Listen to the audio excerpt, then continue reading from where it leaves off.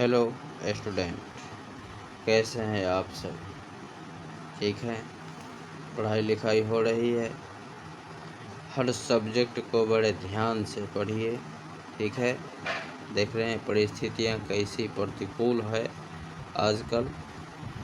आइए तो आज हम लोग बात करते हैं इस वीडियो में क्लास 8 हिंदी 2 अर्थात हिंदी व्याकरण का और अध्याय 1 के प्रश्नोत्तर के बारे में। इसके पहले मैं आप लोग को बता दूं कि प्रारंभिक अवस्था में मतलब कि हिंदी ग्रामर का जब वीडियो अपलोड किया गया था सबसे फर्स्ट में, तो उस समय क्लास 6, 7, 8 को मिलाकर जो चैप्टर रिलेटेड हैं, ठीक है, वो जो कि सीरियल नंबर से भी हैं, उन सभी का एक ही वीडियो मैंने तैयार किया था। मतलब एक ही वीडियो से 3 क्लास को सिखाया जा रहा था, बताया जा रहा था। मगर अब चूँकि सबको फेयर करना है, सब अपने अपने कॉपी में लिखेंगे, प्रत्येक क्लास के स्टूडेंट अलग अलग, 6 अलग, 7 अलग, 8 अलग, तो इसके लिए अब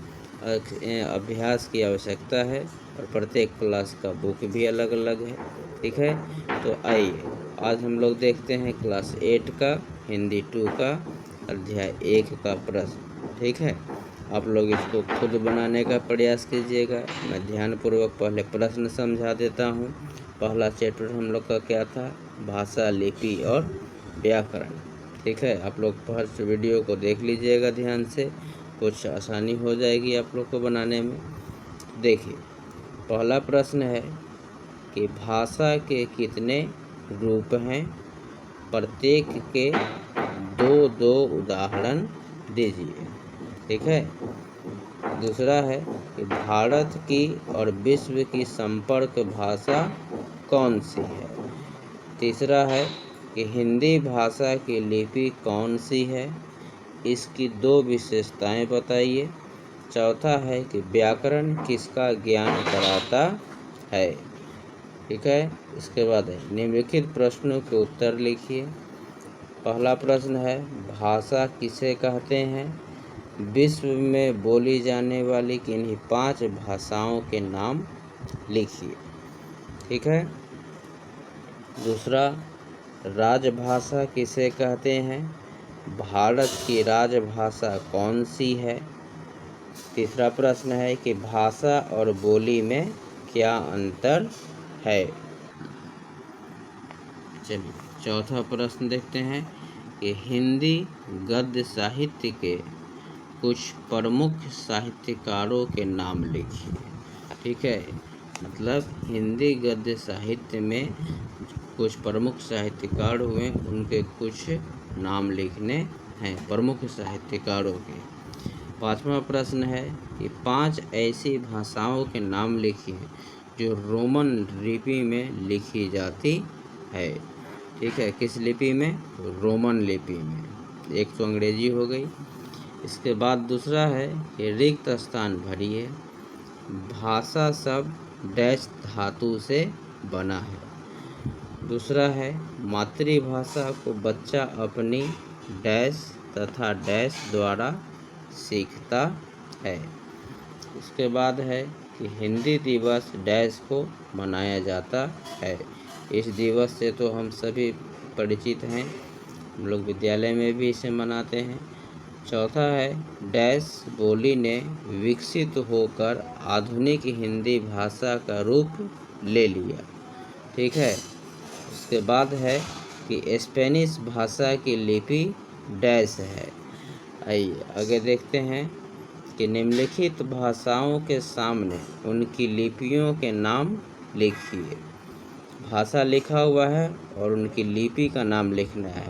पहला है असमिया, दूसरा है कोंकणी, तीसरा है मंदारिन, ठीक है, चौथा है जर्मन और पांचवा है रूसी, 6 नंबर में है अरबी। आइए अब देखते हैं बहुविकल्पीय प्रश्न। सही उत्तर वाले विकल्प पर सही का निशान लगाइए। किसी देश के अधिकांश निवासियों द्वारा जिस भाषा का प्रयोग किया जाता है उसे कहते हैं। फिर से सुन लीजिए। किसी देश के अधिकांश निवासियों द्वारा जिस भाषा का प्रयोग किया जाता है उसे कहते हैं। 4 विकल्प है आपके पास: राजभाषा, राष्ट्रभाषा, संपर्क भाषा और मातृभाषा। दूसरा प्रश्न देखते हैं कि भारत की संपर्क भाषा है संस्कृत, हिंदी, गुजराती या अंग्रेजी। चौथा है कि भाषा का क्षेत्रीय रूप कहलाता है राजभाषा, मातृभाषा, संपर्क भाषा या बोली। चौथा प्रश्न है कि तुलसीदास ने रामचरितमानस की रचना किस भाषा में की? ब्रजभाषा, अवधी भाषा, मैथिली भाषा या राजस्थानी भाषा। इसके बाद देखते हैं कामायनी के रचनाकार जयशंकर प्रसाद हैं, तुलसीदास हैं, हरिवंश राय बच्चन हैं या रामधारी सिंह।